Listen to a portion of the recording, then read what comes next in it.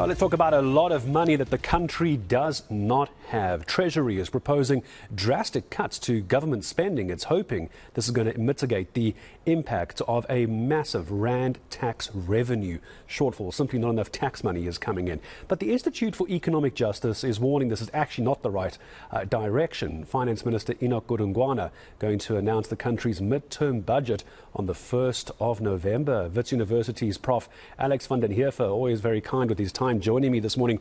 Prof, hello as well. And so being called these chaotic budget cuts, I suppose the question is, if the government's not getting the money in, surely you have to cut the budget, or is that not the way to go here, do you think? Well, the fiscal discipline is very important, and where it's not been adhered to, that needs to be addressed. But we also need to look at what the cause is of any shortfalls in government revenue.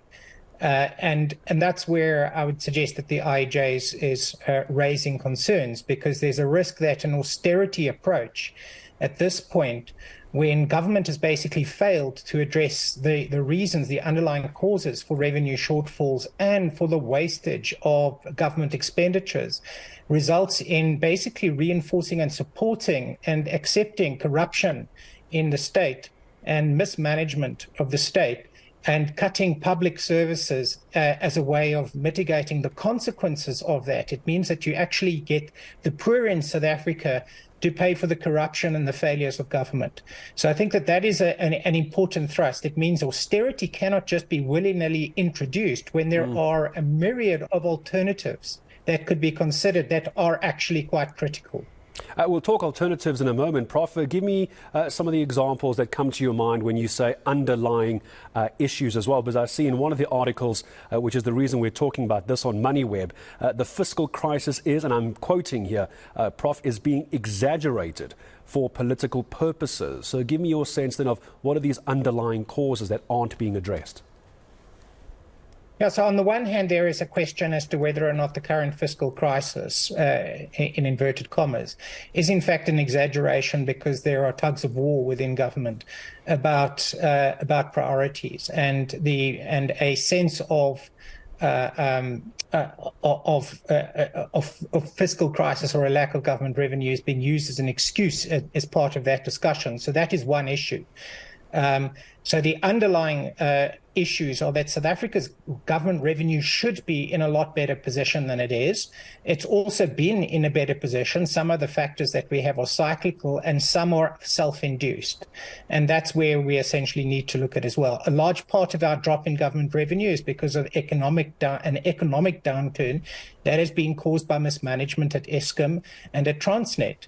And we have to look at those, and also, for instance, allowing a massive illicit cigarette industry to operate, which means that our tax revenue from the sale of cigarettes is not collected. And that is linked to political actors who quite possibly are being protected as well. So all of these issues are quite important. We can see a drop in government revenue if essentially we are supporting corruption that undermines both economic activity and undermines our actual sources of revenue through excise taxes. When we talk about the taxes, I see two suggestions put forward that could very well upset a lot of people. One of those, Prof, well, let me give two of them and you can give me your reaction, is the consideration of a wealth tax. I think that's been discussed at length what that means. The other is this old prescribed idea of those investing a portion of their assets when it comes to retirement funds should actually go into government bonds. I imagine those are two not very popular ideas with the general public. Yeah, so those can be options that people talk about, but I don't actually think that that's where we need to go. I think that a lot of the issues that we're dealing with at the moment can be addressed by more basic actions of government. So the revenues that I've just mentioned would be critical. There are also issues. We've got nearly a 200 billion rand surplus on the unemployment insurance fund, which is ridiculous. And in international terms, your unemployment insurance fund is effectively a short-term insurance arrangement, which is funded on a pay-as-you-go basis. That means your current revenues fund your current liabilities. We sit with a 200 billion rand surplus, which is multiples of the overall reserves carried by medical schemes in South Africa. Makes no sense. So, and that fund becomes a target for corruption, as we are seeing now. There's no reason for it. So that's an asset that should be offset against government's debt liabilities. We are also one of the most unusual countries in the world in that we have a government employees pension fund that is fully funded, advance funded. You don't do that with government, with underwritten, taxpayer underwritten government employee benefits in a defined benefit pension fund. So we have over 2 trillion rands worth of assets that are completely unnecessary. And those also should be offset against South Africa's accumulated government debt. It is an inappropriate accumulation and has also been used for improper purposes. The PIC that invests that money has become a target for corruption.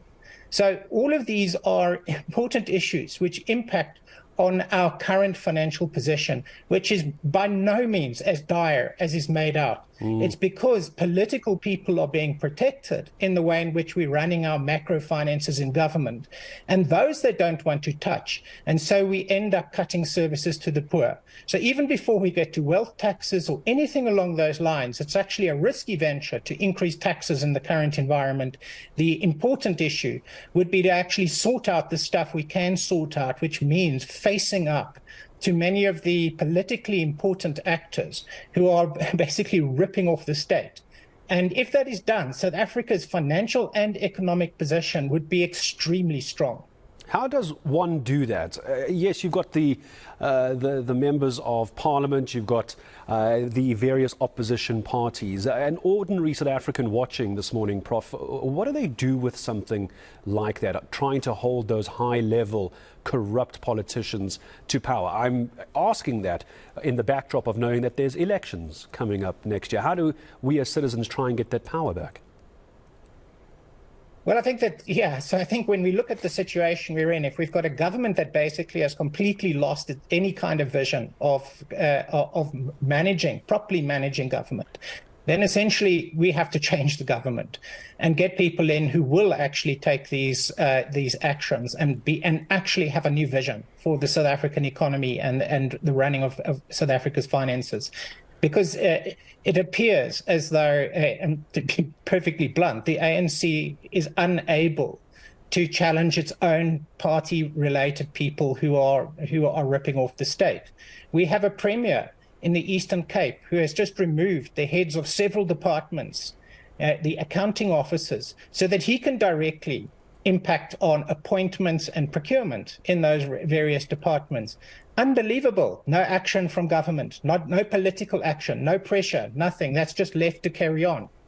We've got a Gauteng premier who's oddly employing all sorts of people as so-called policemen, some kind of security structure, costing millions. And it looks entirely improper. How are those people appointed? What are their actual powers? Who are they? We've got, one can go on. We've got 97 ANC members identified, senior ANC members identified in the Zondo Commission. And not one of them has been pursued by the NPA, despite the fact that the Zondo Commission gave their heads on a plate to the NPA to take forward action. None have been addressed. They sit currently, many of them as ministers. We have ministers, so many ministers in South Africa, so many deputy ministers, and VIP protection services to suit them. We have houses that are funded with generators and solar panels, boreholes that are all paid for by the state. So they're insulated from their own failures.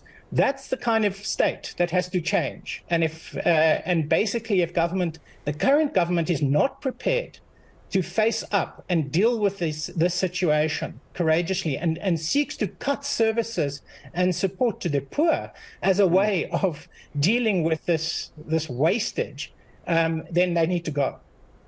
Professor, good to hear from you, because it's a number we're talking about, 22 billion, which is why I wanted to talk to the good Prof. Alex van der Heever from Wits University, giving so much context as to why we are here. It's very easy to look at the what, it's 22 billion rand T, but the issue in the end is how did we get here? How does it change? And I like the way he phrased that, insulated from their own failures. That's going to be a key term to use ahead of next year's elections. My thanks to Professor Alex van der Heever from Wits University.